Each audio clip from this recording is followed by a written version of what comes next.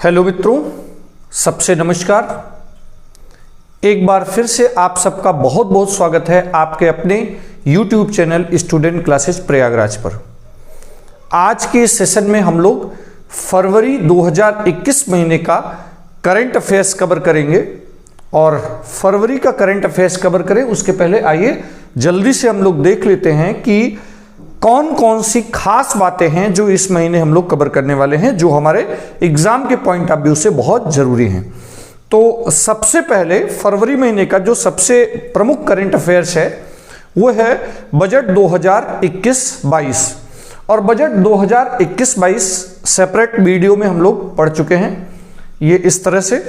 और उसके बाद जो हम आज कवर करने वाले हैं वो है, सबसे पहले हम लोग बात करेंगे कुछ सूचकांकों पर जो इस महीने आए हैं। उसमें भ्रष्टाचार बोध सूचकांक 2020 की बात करेंगे, ब्लूमबर्ग इनोवेशन इंडेक्स 2021 की बात करेंगे, फरवरी महीने के जो प्रमुख राष्ट्रीय अंतर्राष्ट्रीय तिथि दिवस हैं उनको कवर करेंगे, एशिया पर्यावरण परिवर्तन पुरस्कार 2020 पर बात होगी, अभ्यारण्य लाइफ टाइम सर्विस अवार्ड 2020 पर बात होगी। इसके अलावा हम लोग बात करेंगे international anti corruption champions award पर, दादा साहब इंटरनेशनल अवार्ड 2021। तो ये प्रमुख पुरस्कार हैं जिस पर हम लोग बात करने वाले हैं। साथ ही साथ एक प्रमुख खेल आयोजन के परिणाम आए हैं, ऑस्ट्रेलियाई ओपन 2021 टेनिस में। वैश्विक सतत विकास सम्मेलन 2020 हुआ है, उस पर बात करेंगे। म्यांमार में तख्ता पलट हुआ है, भारत का पड़ोसी देश।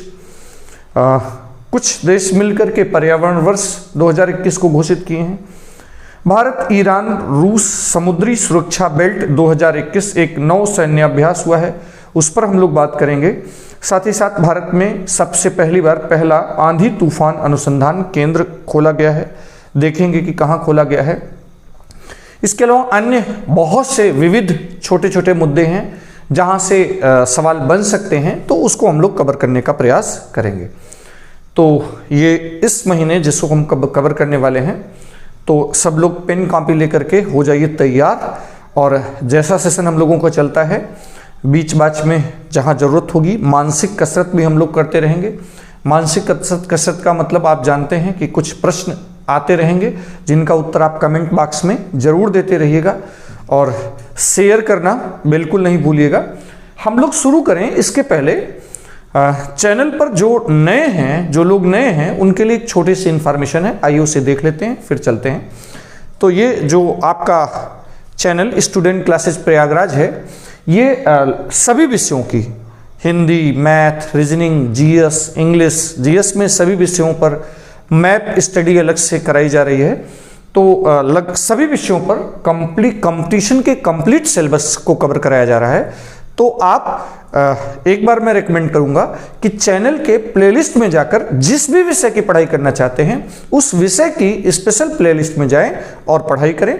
हाँ, एक खास बात है हमारे चैनल में कि प्रत्येक वीडियो पर आधारित डिस्क्रिप्शन बॉक्स में एक लिंक लगा हुआ है, जिससे आप हमारे उस लिंक पर पहुंचेंगे, वेबसाइट पर पहुंचेंगे, जहां आपको वीडियो पर आधारित प्रैक्टिस सेट। तो जो एक यूनिकनेस है, एक खास बात है, वो ये है कि इस प्रत्येक वीडियो पर एक उसी वीडियो पर आधारित प्रैक्टिस सेट लगा हुआ है। तो वीडियो देखें, प्रैक्टिस लगाएं, अर्थात अपना मूल्यांकन करें। ठीक, आप जरूर विजिट करें चैनल पर और प्लेलिस्ट में जरूर जाएं। ठीक, तो चलिए हम लोग अब शुरू करते हैं अपने फरवरी सेशन की। तो फरवरी सेशन पर हमने बात किया कि फरवरी के करंट अफेयर्स में जो सबसे प्रमुख बात है वो है बजट 2020-21। तो हम लोगों ने देखा कि बजट 2020-21 को हम लोग सेपरेट वीडियो में कवर कर चुके हैं और उससे जुड़े प्रश्न भी उसके डिस्क्रिप्शन बॉक्स में आपको मिल जाएंगे, जिसको आप हल करें। आज सबसे पहले हम लोग देखेंगे कुछ प्रमुख सूचकांक हैं, और वो हैं दो प्रमुख सूचकांक। एक है भ्रष्टाचार बोध सूचकांक 2020 और दूसरा है ब्लूमबर्ग इनोवेशन इंडेक्स 2021।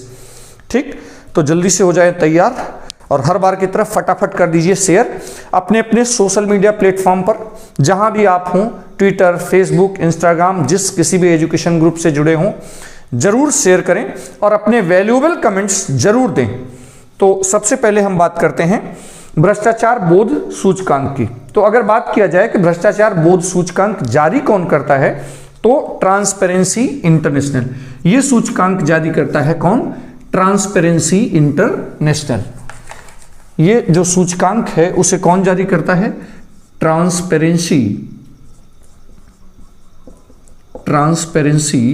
इंटरनेशनल।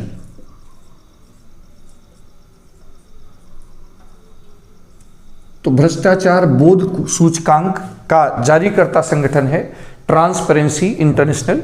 यह एक अंतर्राष्ट्रीय गैर सरकारी संस्था है। ट्रांसपेरेंसी इंटरनेशनल एक गैर सरकारी अंतर्राष्ट्रीय संस्था है जिसका मुख्यालय बर्लिन में है। मुख्यालय बर्लिन में है और बर्लिन जर्मनी में है। ठीक, तो ये प्रतिवर्ष जारी करती है और इस सूचकांक में 0 से 100 स्तर के पैटर्न का प्रयोग किया जाता है। माने 0 से 100 स्तर के पैटर्न का प्रयोग किया जाता है। 0 नंबर माने भ्रष्टाचार 0। तो ये 180 देशों की सूची है और 180 देशों में भारत का स्थान जो है, ये 180 देशों की सूची है जिसमें भारत का स्थान 86वां है। भारत 86वें पायदान पर है। ठीक, तो आप देखेंगे कि 180 देशों की सूची में जो भारत का स्थान है वो 86वां है और 2019 में भारत का स्थान 80वां था। भारत का जो 2019 पिछले में बोध सूचकांक में स्थान 80वां था, तो 6 पायदान भारत खिसका है। तो 2019 में इस रिपोर्ट में अगर भारत की पोजीशन देखें तो भारत 80वें पायदान पर था। इसका मतलब 6 पायदान की गिरावट आई है भारत में। ठीक है, तो कंपेयर भी हम कर लेते हैं। अगर इस सूचकांक में नंबर 1 पर कौन रहा इसकी बात करें तो डेनमार्क और न्यूजीलैंड। फर्स्ट पोजीशन इसमें है किसकी? दोनों एक साथ हैं, डेनमार्क और न्यूजीलैंड। ठीक, ये 2 सबसे सर्वोच्च स्थान पर हैं। दक्षिणी सूडान और सोमालिया। दक्षिणी सूडान और सोमालिया, ये जो 2 देश हैं ये सबसे निचले पायदान पर हैं। ठीक, सबसे निम्न स्थान पर हैं। तो भ्रष्टाचार बोध सूचकांक ट्रांसपेरेंसी इंटरनेशनल द्वारा जारी किया जाता है। यह एक गैर सरकारी अंतर्राष्ट्रीय संस्था है। इसका मुख्यालय बर्लिन जर्मनी में है और 180 देशों की ये सूचकांक होता है। इस बार 180 देशों की सूची में अगर भारत का स्थान देखें तो भारत 86वें पायदान पर है। 2019 में भारत का स्थान 80वां था, अर्थात 2020 में भारत 6 पायदान खिसका है।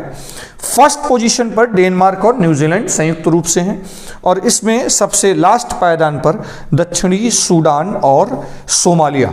ठीक, तो आप इसे अपने नोट्स में बिल्कुल अपडेट करेंगे और मेंटेन करेंगे। चलिए इसे हम हटाते हैं।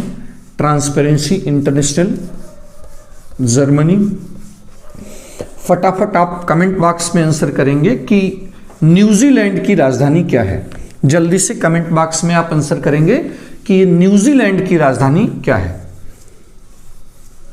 बहुत अच्छा, बहुत बेहतर प्रयास आप कर रहे हैं। शेयर करें और आंसर देते रहें। बहुत बढ़िया, बहुत अच्छे, बहुत बढ़िया। बिल्कुल सही उत्तर आपका आ रहा है। न्यूजीलैंड की राजधानी क्या है। ठीक, जो इस महीने का दूसरा प्रमुख सूचकांक है वो ब्लूमबर्ग इनोवेशन इंडेक्स 2021 है। ब्लूमबर्ग इनोवेशन इंडेक्स 2021 है। तो ब्लूमबर्ग इनोवेशन इंडेक्स जारी कौन करता है? ब्लूमबर्ग। तो सबसे पहले यह जानना जरूरी है कि ब्लूमबर्ग है क्या। तो ब्लूमबर्ग एक निजी रूप से आयोजित वित्तीय सॉफ्टवेयर, डेटा एवं मीडिया की कंपनी है। तो ब्लूमबर्ग क्या है? एक निजी रूप से आयोजित वित्तीय सॉफ्टवेयर, डेटा एवं मीडिया कंपनी है। तो ये एक मीडिया कंपनी है, मीडिया कंपनी है। ठीक है, अगर बात करें कि इसका मुख्यालय कहाँ है तो इसका मुख्यालय है न्यूयॉर्क में। ब्लूमबर्ग का मुख्यालय है न्यूयॉर्क में, ठीक, न्यूयॉर्क में। और ये ब्लूमबर्ग द्वारा तो खोजों के लिए, स्पेशली किसके लिए, इनोवेशन की बात हो रही है, तो खोजों के लिए इसमें इंडेक्स दिया जाता है। और अगर बात करें भारत की, तो भारत इस इंडेक्स में 50वें पायदान पर है। भारत का स्थान 50वां है, ठीक है। तो इसे आप नोट करेंगे कि ब्लूमबर्ग इनोवेशन इंडेक्स 2021 में भारत 50वें पायदान पर है और भारत की इस बार बेहतर स्थिति हुई है और 4 पायदान ऊपर आया है। और कोरोना महामारी का काफ़ी इफेक्ट इस इनोवेशन इंडेक्स पर देखा गया है और अमेरिका टॉप 10 में इस बार स्थान नहीं बना पाया। पिछली बार टॉप 10 में 10वें स्थान पर था, इस बार यूएसए एक पायदान खिसका है और वह 11वें नंबर पर है, ठीक है।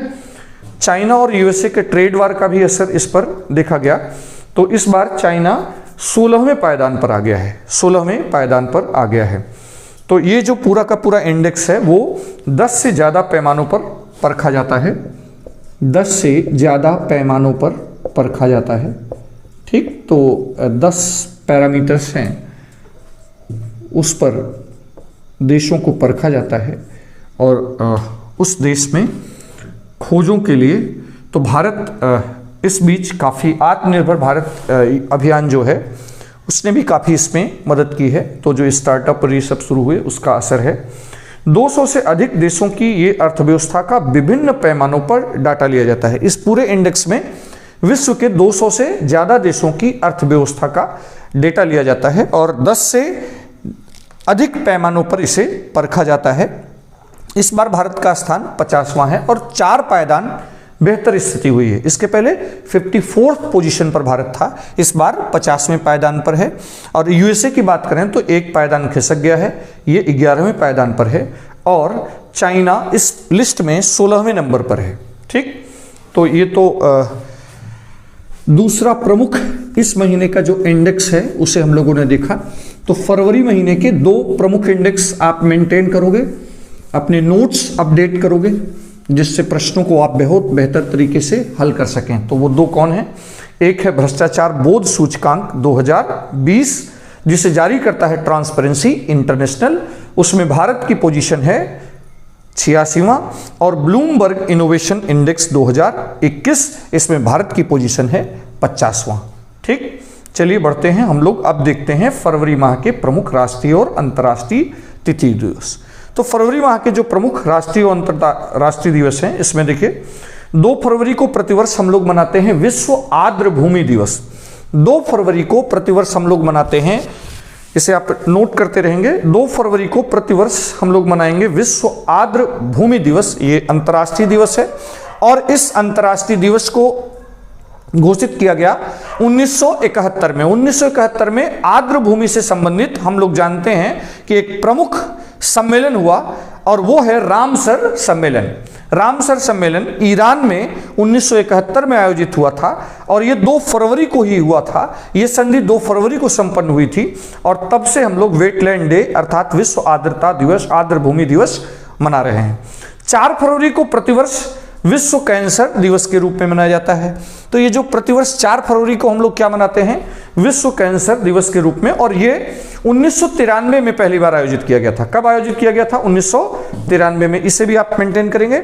यूआईसीसी, सबसे पहली बार यूआईसीसी संस्था ने इसे मनाया था और दुनिया के और भी बहुत से कैंसर रिसर्च में लगे हुए संस्थानों ने मदद की थी। और ये सबसे पहली बार 1993 में स्विट्जरलैंड में मनाया गया था, ठीक, स्विट्जरलैंड में मनाया गया था। और 10 फरवरी को हम लोग प्रतिवर्ष मनाते हैं विश्व दलहन दिवस। हम लोग 10 फरवरी को प्रतिवर्ष मनाते हैं विश्व दलहन दिवस।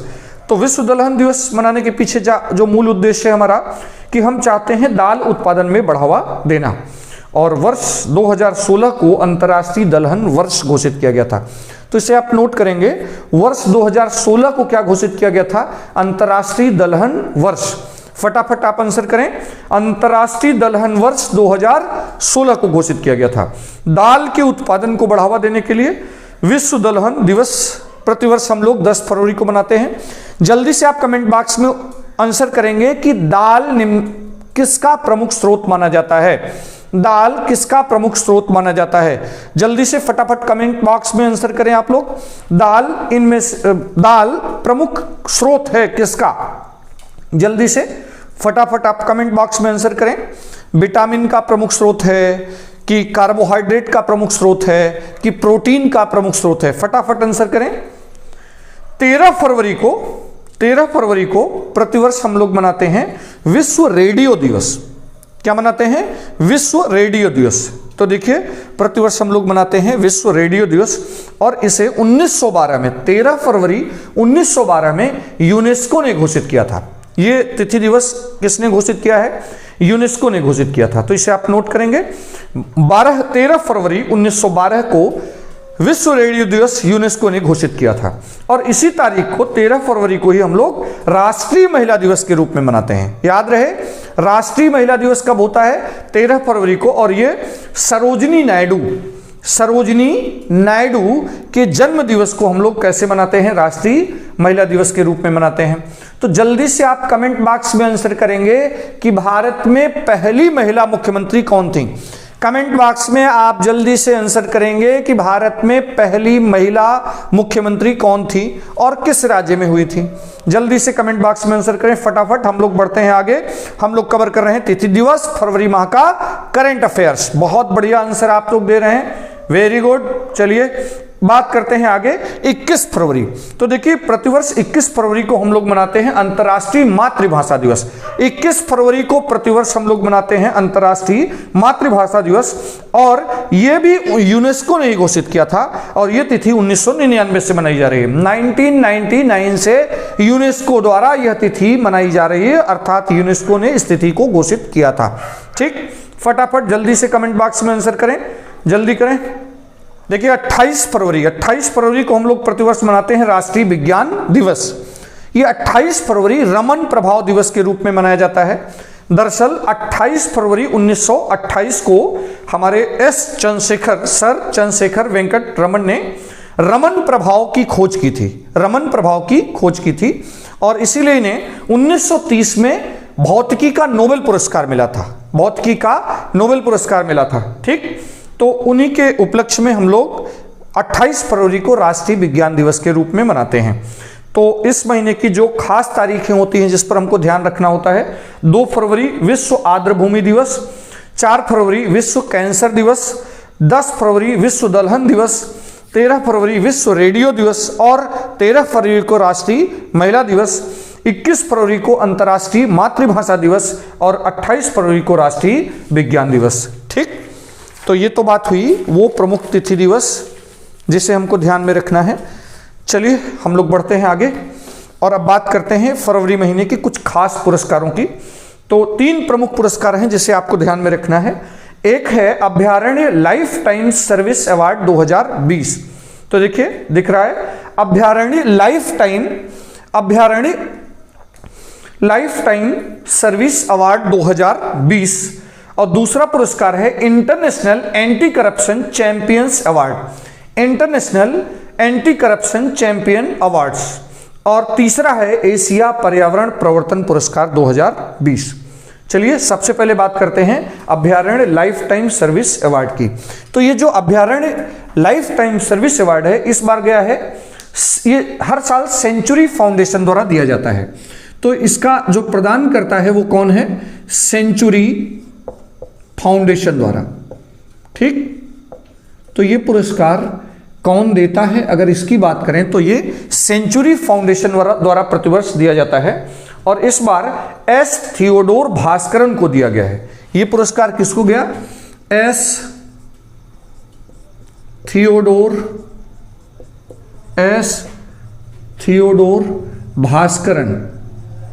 भास्करन।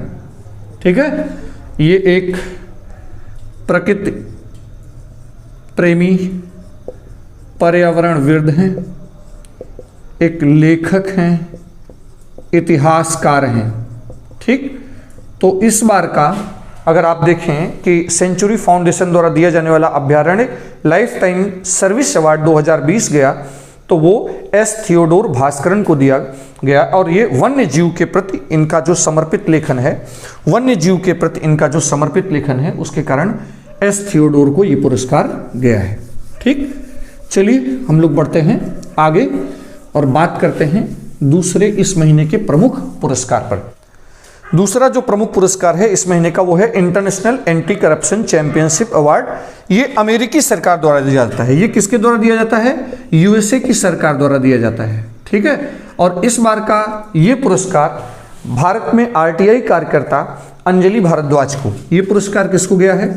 अंजलि भारद्वाज को गया है। अंजलि भारद्वाज को ये पुरस्कार दिया गया है, और ये हैं आरटीआई कार्यकर्ता। ठीक, कार्यकर्ता। जल्दी से कमेंट बॉक्स में आंसर करेंगे आप कि भारत में आरटीआई एक्ट कब पारित किया गया। कमेंट बॉक्स में जल्दी से आप आंसर करेंगे कि भारत में आरटीआई एक्ट कब पारित किया गया। फटाफट आंसर करें आप, जल्दी से आंसर करें, फिर हम लोग बढ़ते हैं आगे। तो इस बार अंजलि भारद्वाज आरटीआई कार्यकर्ता भारत के हैं, और यूएसए सरकार द्वारा दिया जाने वाला पुरस्कार, यूएसए सरकार द्वारा दिया जाने वाला पुरस्कार international anti corruption championship award दिया गया है। तीसरा प्रमुख अवार्ड है एशिया पर्यावरण प्रवर्तन पुरस्कार 2020। एशिया पर्यावरण प्रवर्तन पुरस्कार 2020, तो ये यूएनईपी द्वारा दिया जाता है। किसके द्वारा? UNEP, United Nations Environment Programme, और ये 1972 में अस्तित्व में आया था।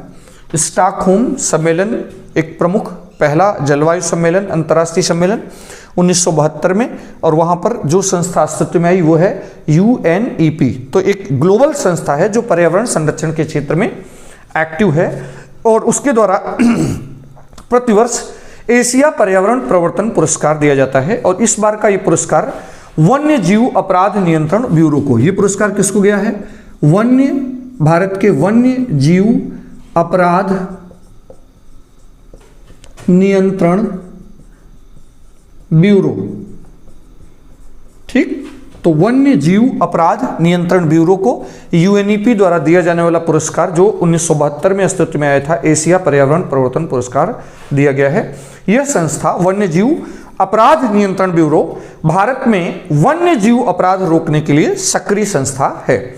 तो 3 प्रमुख पुरस्कार इस महीने के: अभ्यारण्य life time service award 2020, international anti corruption championship award, और एशिया पर्यावरण प्रवर्तन पुरस्कार 2020। तो इस महीने के ये 3 प्रमुख पुरस्कारों को आपको ध्यान में रखना है, अपने नोट्स बिल्कुल अपडेट रखना है।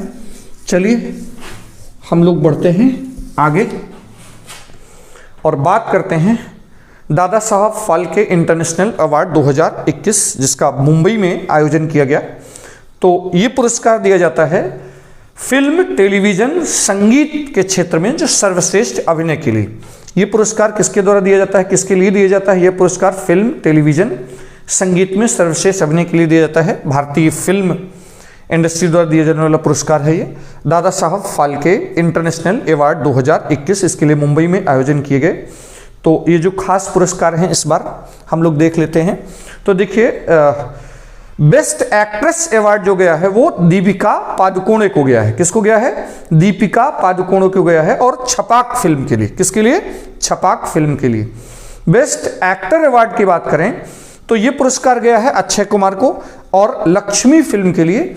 लक्ष्मी क्या है? लक्ष्मी एसिड अटैक पीड़ित महिला है, और उन्हीं पर यह फिल्म बनाई गई है, तो अक्षय कुमार को।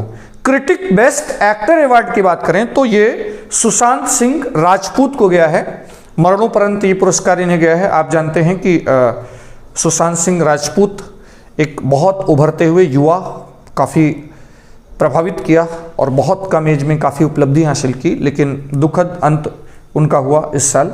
तो सुशांत सिंह राजपूत को मरणोपरांत ये पुरस्कार दिया गया है, क्रिटिक बेस्ट एक्टर अवार्ड।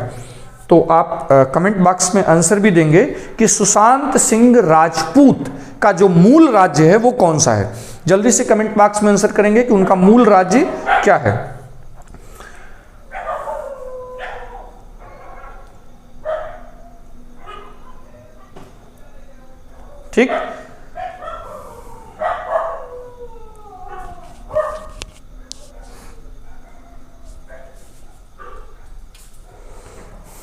ठीक। क्रिटिक बेस्ट एक्ट्रेस अवार्ड की बात करें, क्रिटिक्स बेस्ट एक्ट्रेस अवार्ड की बात करें तो कियार आडवाणी को गया है गिल्टी फिल्म के लिए। तो कियार आडवाणी। बेस्ट फिल्म अवार्ड इस साल गया है जो फिल्म, बेस्ट फिल्म का अवार्ड तानाजी फिल्म को गया है, ठीक है। और मोस्ट वेस्टाइल एक्टर अवार्ड जो गया है वो के मेनन को गया है। और outstanding contribution to literature in India, outstanding contribution to literature in India, ये पुरस्कार गया है चेतन भगत को, ठीक। तो best actress award Deepika Padukone, best actor award Akshay Kumar, critic best actor award Sushant Singh Rajput को मरणोपरांत, और critic best actress award Kiara Advani, best film award Tanhaji, most versatile actor award K Menon, outstanding contribution to literature in India, ये पुरस्कार गया है चेतन भगत को। तो ये पुरस्कारों में, प्रमुख पुरस्कारों में ये भी शामिल है। और चलिए हम लोग बढ़ते हैं आगे। हम लोग आगे बढ़ें उसके पहले आप जान लें कि आपके अपने YouTube channel student classes Prayagraj पर मई महीने से लगातार, मई 2020 से अब तक का लगातार करंट अफेयर्स अपडेट, जो लोग नया अभी शुरुआत कर रहे हैं, जो पहले से हैं वो जानते होंगे, जो लोग लेटेस्ट हैं, नए हैं, तो वो 2021 से शुरुआत कर रहे हैं। तो इस साल का जनवरी महीने का एक full length video current affairs का पड़ा है और उसके डिस्क्रिप्शन बॉक्स में जनवरी महीने के संभावित वीडियो पर आधारित जो क्वेश्चन बन सकते हैं, पूछे जा सकते हैं, उसे लगाया गया है, जिसका आप प्रैक्टिस कर सकते हैं। जनवरी महीने में ही एक खास घटना थी पद्म पुरस्कार, उसका अलग से सेपरेट वीडियो आपके पास है, आपके चैनल में प्लेलिस्ट करंट अफेयर्स में मिलेगा। और फरवरी महीने का जो सबसे प्रमुख घटना थी वो थी बजट 2021-22, उसे भी एक अलग सेपरेट वीडियो में कवर किया गया है। बाकी फरवरी महीने का करंट अफेयर्स आप कवर कर रहे हैं। तो करंट अफेयर्स की प्रिपरेशन स्ट्रेटजिक कैसे करनी है, और जो लोग नए हों, जिन्हें ये समस्या हो, डाउट हो, वो आप एक इस छोटे से वीडियो को जरूर देखेंगे कि करंट अफेयर्स की तैयारी कैसे करें। तो इसे देख करके फिर आप करंट अफेयर्स की तैयारी करेंगे तो बेहतर होगा। चलिए हम लोग बढ़ते हैं आगे। एक प्रमुख खेल आयोजन हुआ है ऑस्ट्रेलियाई ओपन 2021। तो ऑस्ट्रेलियाई ओपन 2021 के जो रिजल्ट आए हैं उसमें अगर हम बात करें पुरुष सिंगल्स की, तो पुरुष सिंगल्स के विजेता हुए हैं नोवाक जोकोविच, जो सर्बिया के खिलाड़ी हैं। नोवाक जोकोविच, करंट अपने नोट्स में अपडेट करेंगे। ऑस्ट्रेलियाई ओपन 2021 में पुरुष सिंगल्स के विजेता हैं नोवाक जोकोविच, जो सर्बिया के खिलाड़ी हैं। और अगर बात किया जाए कि महिला सिंगल्स की विजेता कौन है, तो महिला सिंगल्स की विजेता है नाओमी ओसाका, जो जापान की हैं। तो ये दो प्रमुख नाम तो आपको याद ही रखने हैं। पुरुष सिंगल्स में नोवाक जोकोविच सर्बिया से हैं, और महिला सिंगल्स में नाओमी ओसाका, जो जापान की खिलाड़ी हैं, उन्होंने जीत हासिल की है। ठीक, तो इसे आप नोट करेंगे। हम लोग देखते हैं डबल्स में। अगर पुरुष डबल्स की बात करें तो दो नाम आपके पास हैं। एक एफ पोल शेख है, पुरुष डबल्स के विजेता हैं एफ पोल शेख, इसे आप अपने नोट्स में लिख लेंगे। एफ पोल शेख और आई डोडिंग। पुरुष डबल्स में जो पुरस्कार गया है विजेता हैं एफ पोल शेख और आई डोडिंग। और अगर हम लोग बात करें महिला डबल्स की तो ई मर्टेस, किसको पुरस्कार गया है? ई मर्टेस और सबेलेनका। ठीक, तो ये दो नाम आप याद रखेंगे। डबल्स, महिला डबल्स में ई मर्टेस और सबेलेनका। अगर मिक्स डबल्स की बात करें तो बी क्रेजिकोवा और आर राम। मिक्स डबल्स के विजेता हैं बी क्रेजिकोवा और आर राम। ठीक, तो ये ऑस्ट्रेलियाई ओपन 2021 पुरस्कार विजेताओं के नाम हैं। और बात करें कि टेनिस की 4 ग्रैंड स्लैम प्रतियोगिताओं की, तो उसमें ऑस्ट्रेलियाई open, French open, Wimbledon open, US open. ऑस्ट्रेलियाई ओपन हार्ड कोर्ट पर खेला जाता है, फ्रेंच ओपन क्ले पर, मिट्टी पर खेला जाता है, विंबलडन ओपन घास पर खेला जाता है, और यूएस ओपन हार्ड कोर्ट पर खेला जाता है। तो इन चारों को कहते हैं ग्रैंड स्लैम टेनिस की प्रतियोगिताएं। ठीक, तो इसे आप ध्यान में रखेंगे। चलिए हम लोग बढ़ते हैं आगे। वैश्विक सतत विकास सम्मेलन 2020। वैश्विक सतत विकास सम्मेलन 2020। तो ये जो वैश्विक सतत विकास सम्मेलन 2020 है, ये 10 से 12 फरवरी के बीच। और इसे बुलाया किसने? हमारे प्रधानमंत्री, हमारे पीएम नरेंद्र मोदी जी ने। और यह एक वर्चुअल मीटिंग हुई। कैसी रही? वर्चुअल मीटिंग हुई। ठीक है, कोरोना काल में आप जान रहे हैं कि चीज़ें वर्चुअल ही चल रही हैं, तो यह एक वर्चुअल मीटिंग थी। और इसका जो विषय था वो था redefining our common future, redefining our common future, safe and secure environment for all. तो इसे आप नोट करेंगे। वैश्विक सतत विकास सम्मेलन का जो थीम था वो था redefining our common future, safe and secure environment for all. तो ये थीम रहा और इसे एनर्जी एंड रिसोर्स इंस्टीट्यूट द्वारा आयोजित किया जाता है। ये जो आयोजन होता है वो energy and resource, energy and resource foundation द्वारा।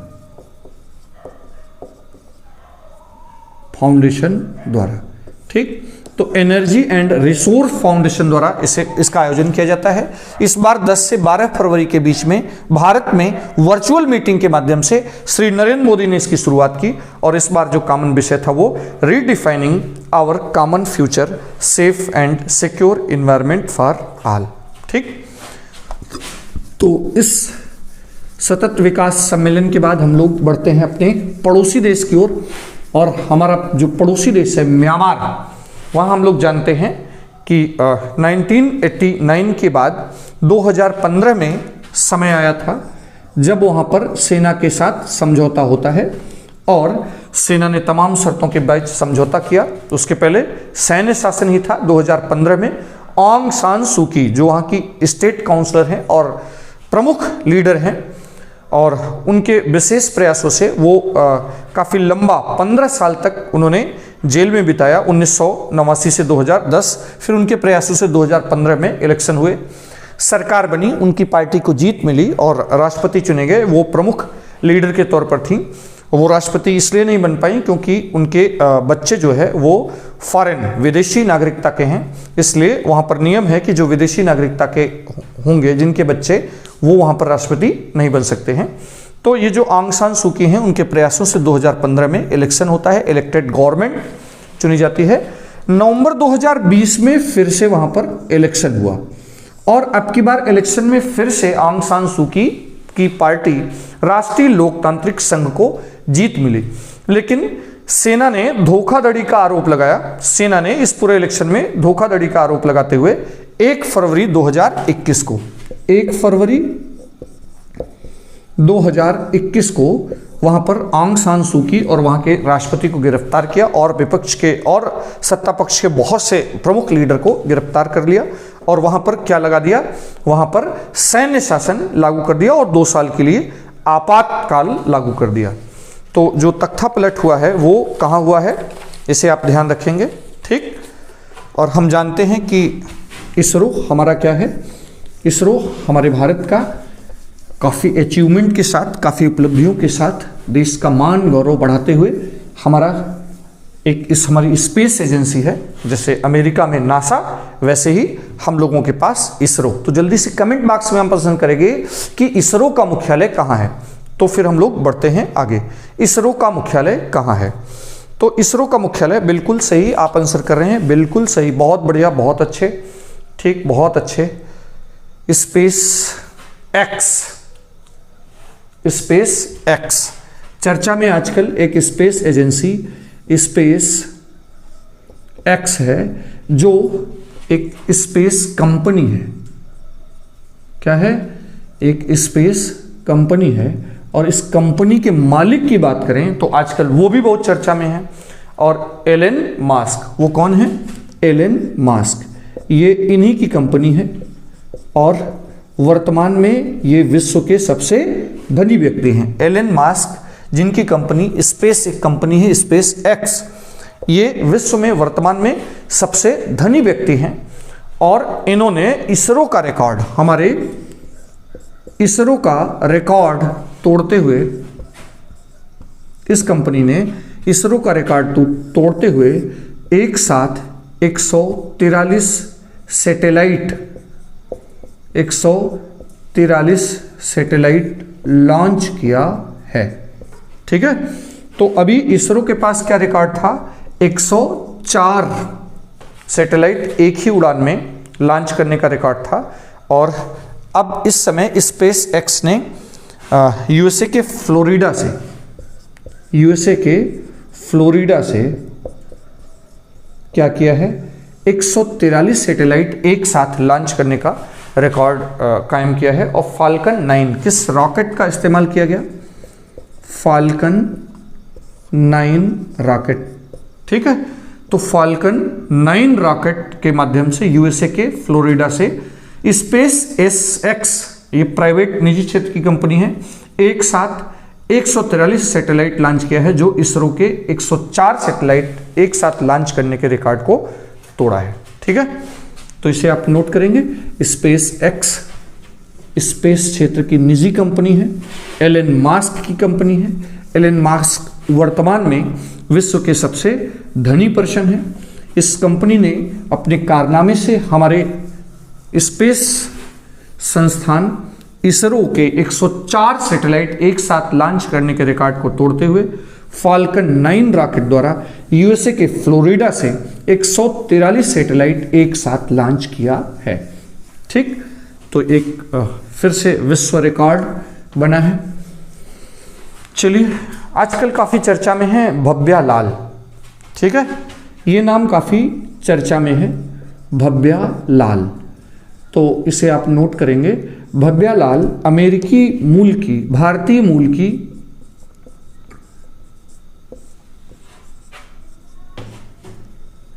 अमेरिकी नागरिक हैं। इन्हें यूएसए गवर्नमेंट ने नासा यूएसए की स्पेस एजेंसी है, नासा का कार्यकारी अध्यक्ष नियुक्त किया है। तो अगर आपसे पूछा जाए भारतीय मूल की अमेरिकी नागरिक कौन हैं जिन्हें नासा का कार्यवाहक प्रमुख नियुक्त किया गया है, तो वो नाम होगा भव्या लाल। ठीक, चलिए, अभी हाल ही में पर्यावरण के प्रति जागरूकता फैलाने और जलवायु परिवर्तन, पर्यावरण की जो समस्या है उसकी रोकथाम के उद्देश्य से भारत और फ्रांस की सरकार ने मिलकर, भारत और फ्रांस इन दोनों ने मिलकर वर्ष 2021 को पर्यावरण वर्ष घोषित किया है। पर्यावरण वर्ष घोषित किया है। तो पर्यावरण वर्ष 2021 को पर्यावरण वर्ष किन दो देशों ने घोषित किया है? भारत और फ्रांस ने। ठीक, चलिए बात करें अरब कंट्री की, तो सऊदी अरब अभी हाल में सऊदी अरब पहला ऐसा अरब देश है जिसने अपने देश की सेना में महिलाओं को भी इजाजत दी है। वहां की तीनों सेनाओं में अब महिलाएं भी भर्ती हो सकती हैं।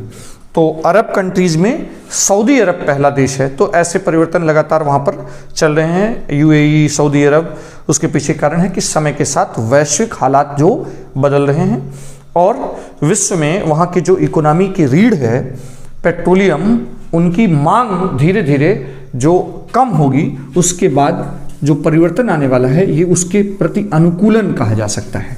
ठीक, तो सऊदी अरब पहला अरब देश है जिसने ऐसा कदम उठाया है, अर्थात महिलाओं को सेना में भर्ती होने की इजाजत मिली है। ठीक, अभी हाल ही में एक नौसैन्य अभ्यास हुआ है, भारत ईरान रूस समुद्री सुरक्षा बेल्ट 2021। ठीक है, भारत ईरान रूस समुद्री सुरक्षा बेल्ट 2021। तो ये एक नौसैन्य अभ्यास है, सैन्याभ्यास है। पहले इसमें भारत शामिल नहीं हो रहा था, बाद में उसने अनुमति दी। और ये अगर देखा जाए कहाँ हुआ है, तो हिंद महासागर के उत्तरी भाग में आयोजित। कहाँ हुआ? हिंद महासागर के उत्तरी भाग में इसका आयोजन हुआ है। उत्तरी भाग में इसका आयोजन हुआ है। एक नौसैन्य अभ्यास, और इसमें स्वाभाविक सी बात है कि अगर कौन कौन से देश की सेनाएं शामिल हैं तो रूस, भारत और ईरान। तो इसमें ईरानी सेना, रूस की नौसेना और भारत की नौसेना, और ईरानी सेना के साथ साथ जो ईरान में इस्लामिक रिवोल्यूशनरी गार्ड, इस्लामिक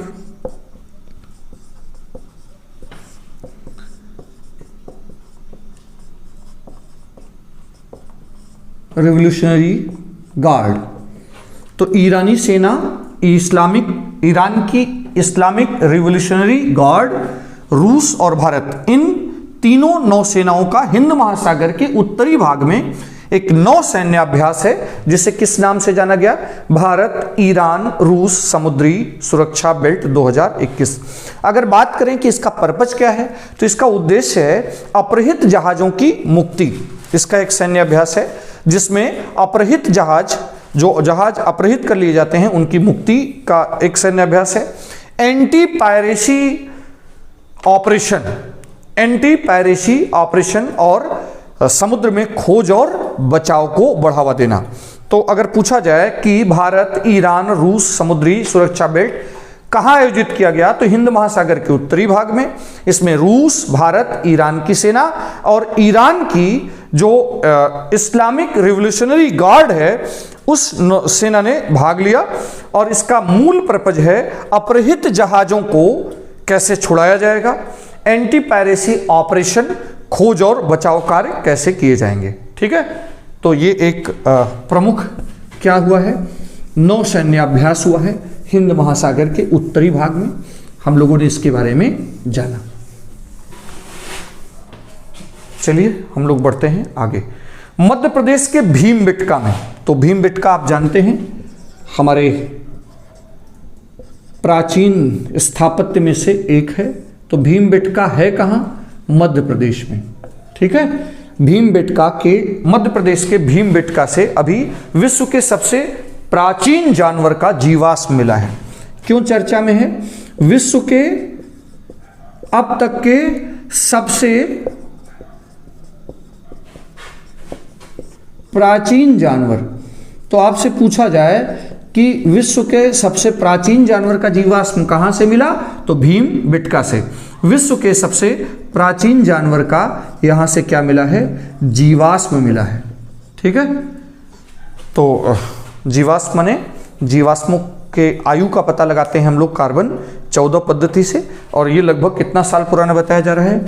लगभग 57 करोड़ वर्ष पुराना, 57 करोड़ वर्ष पुराना। तो हम लोग जानते हैं कि ये जो भीमबेटका है ये विश्व विरासत स्थल में, माने यूनेस्को द्वारा संरक्षित स्थल है, और 64 साल पहले इसकी खोज हुई थी, और यहाँ पर आदि मानव के भित्ति चित्र प्राप्त होते हैं। भीमबेटका से क्या मिलते हैं? जो आदि मानव हैं उनके भी भित्ति चित्र प्राप्त होते हैं, उनके द्वारा बनाए गए चित्रांकन मिलते हैं, और 64 साल पहले इसकी खोज हुई थी। करंट पोजीशन देखें तो यूनेस्को का एक संरक्षित क्षेत्र है। ठीक है, चलिए हम लोग बढ़ते हैं आगे।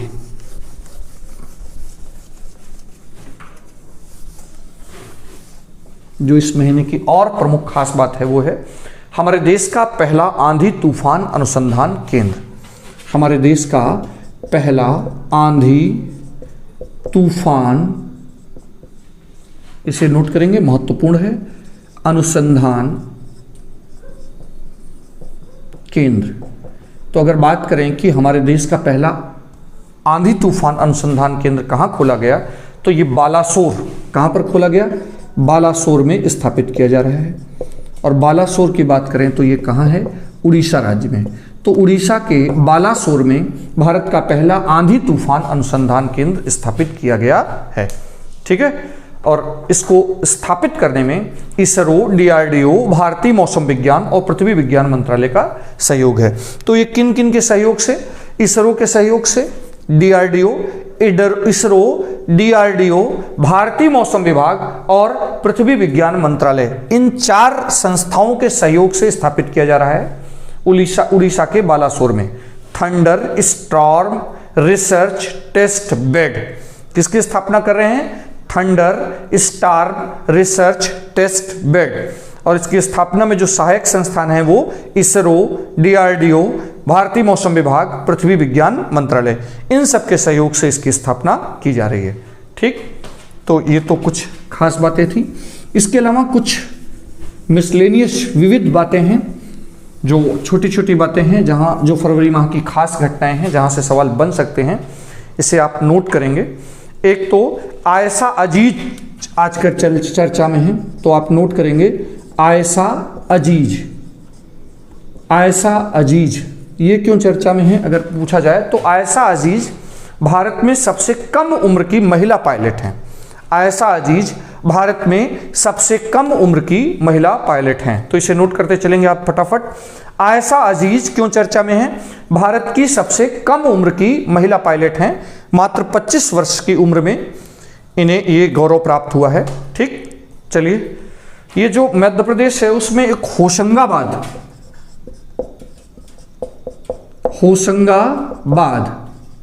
इसका नाम बदला गया है। तो आजकल जानते हैं नाम परिवर्तन हर जगह चल रहे हैं, उसका नाम हो गया नर्मदापुरम।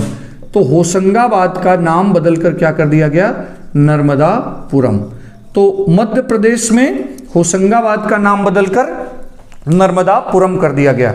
इसे भी आप नोट करेंगे, बहुत महत्वपूर्ण हो सकता है आपके लिए, एग्जाम में आ सकता है। मध्य प्रदेश के होशंगाबाद का नाम बदलकर नर्मदापुरम कर दिया गया।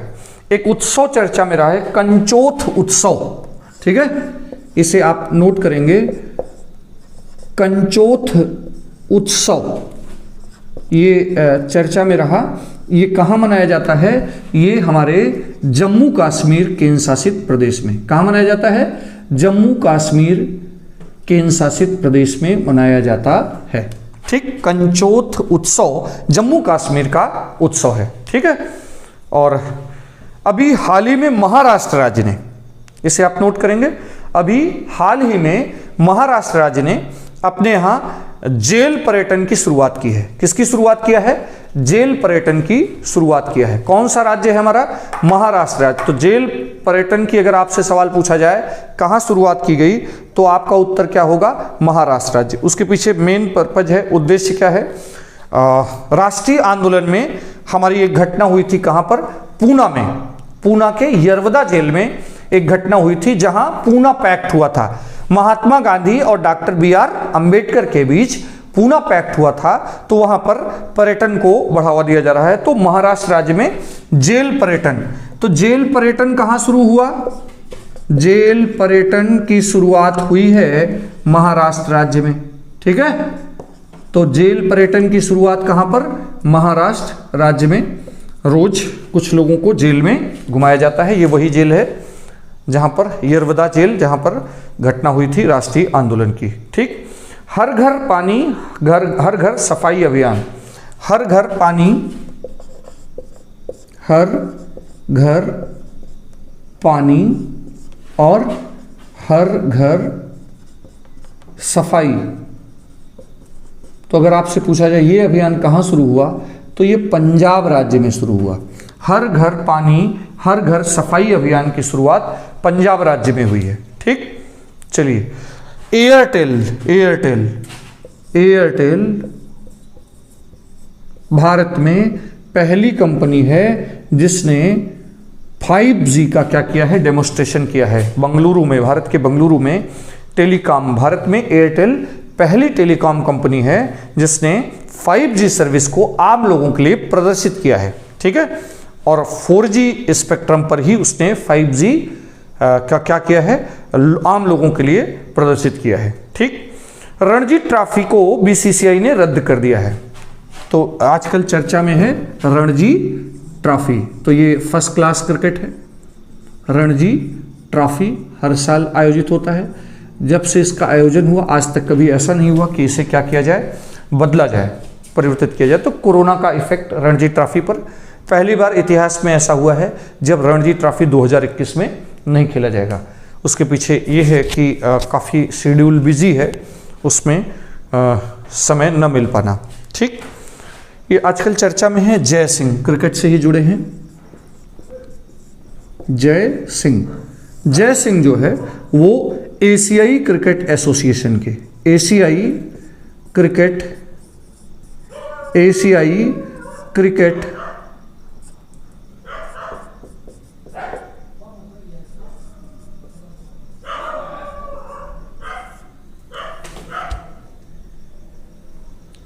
जय सिंह एशियाई क्रिकेट एसोसिएशन के अध्यक्ष बनाए गए हैं। ठीक, तो इसे आप ध्यान में रखेंगे। कौन बनाया गया? एशियाई क्रिकेट एसोसिएशन का अध्यक्ष जय सिंह को बनाया गया। तो बात अगर एशियाई क्रिकेट एसोसिएशन की हो रही है तो इसका मुख्यालय कहां पर है? एशियाई क्रिकेट एसोसिएशन का मुख्यालय है कोलंबो में, श्रीलंका, कोलंबो में। ठीक, तो कमेंट बॉक्स में आप फटाफट आंसर करें कि आईसीसी का मुख्यालय कहां पर है। आईसीसी का मुख्यालय कहां पर है? जल्दी से आप कमेंट बॉक्स में आंसर करेंगे कि आईसीसी का मुख्यालय कहां पर है। ठीक, फटाफट आंसर करिए। चलिए हम लोग थोड़े विविध पार्ट को और आगे ले चलते हैं, जो छोटी मोटी बातें हैं जो हमारे लिए जरूरी हो सकती हैं।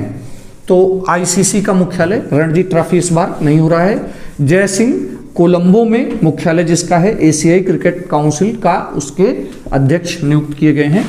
आईसीसी का मुख्यालय कहाँ है? बिल्कुल सही उत्तर आप दे रहे हैं। ठीक है, तो भारत में दूसरे खेलो इंडिया विंटर गेम्स की मेजबानी कौन करेगा? गुलमर्ग करेगा। गुलमर्ग कहाँ है? गुलमर्ग जम्मू कश्मीर में है। ठीक है, तो दूसरे खेलो इंडिया विंटर गेम्स की मेजबानी इस बार गुलमर्ग करेगा। दूसरे खेलो इंडिया विंटर गेम्स की मेजबानी इस बार गुलमर्ग करेगा। विश्व का सबसे ऊंचा पुल कहां बनाया जा रहा है? भारत में चेनाब नदी पर बनाया जा रहा है। ठीक है, किस नदी पर बनाया जा रहा है? दुनिया का सबसे ऊंचा पुल, विश्व का सबसे ऊंचा पुल जो बनाया जा रहा है वो कहां पर? चेनाब नदी पर बनाया जा रहा है। ठीक है, तो इसे आप ध्यान रखेंगे। अगला, सरस आजीविका मेला चर्चा में आजकल है। सरस आजीविका मेला, तो ये जो सरस आजीविका मेला है ये कहां पर लगाया गया? नोएडा में। नोएडा में सरस आजीविका मेले का आयोजन नोएडा में ग्रामीण विकास मंत्रालय द्वारा, और इसके पीछे मुख्य कारण है, इसके पीछे मुख्य उद्देश्य है कि हस्तशिल्प को बढ़ावा देना। सरस आजीविका मेला का मुख्य उद्देश्य है हस्तशिल्प को बढ़ावा देना। ग्रामीण विकास मंत्रालय के तत्वाधान में नोएडा में, उत्तर प्रदेश के नोएडा में इसका आयोजन किया गया। ठीक, अभी हाल ही में झारखंड के हजारीबाग जिले में, कहां से? हजारीबाग। हजारीबाग कहां है? झारखंड में है। झारखंड के हजारीबाग जिले से, तो ये है झारखंड। तो झारखंड के हजारीबाग जिले में 900 साल पुराना, कितना पुराना? 900 साल पुराने बौद्ध मठ की खोज हुई है। बौद्ध मठ मिला है। तो कहां पर? झारखंड के हजारीबाग में 900 साल पुराने बौद्ध मठ की खोज हुई है, अभी मिला है। अगर बात करें गहन मिशन इंद्रधनुष की, गहन मिशन नोट करेंगे आप, गहन मिशन इंद्रधनुष, गहन मिशन इंद्रधनुष। तो ये जो गहन मिशन इंद्रधनुष है इसका संबंध है बच्चों में और गर्भवती महिलाओं में टीकाकरण, बच्चों और गर्भवती महिलाओं में टीकाकरण। ठीक है, तो इसे आप नोट करेंगे, गहन मिशन इंद्रधनुष 3.0, 3.0 इसका पर्पज है, इसका उद्देश्य है महिलाओं, गर्भवती महिलाएं और बच्चों में टीकाकरण। ठीक, अगर आपसे पूछा जाए कि भारत में मिशन इंद्रधनुष कब का संबंध किससे है, जो 2014 में शुरू किया गया था, तो मिशन इंद्रधनुष का संबंध है, मिशन इंद्रधनुष का संबंध किससे है अगर आपसे पूछा जाए तो मिशन इंद्रधनुष का संबंध बच्चों के टीकाकरण से है। ठीक है,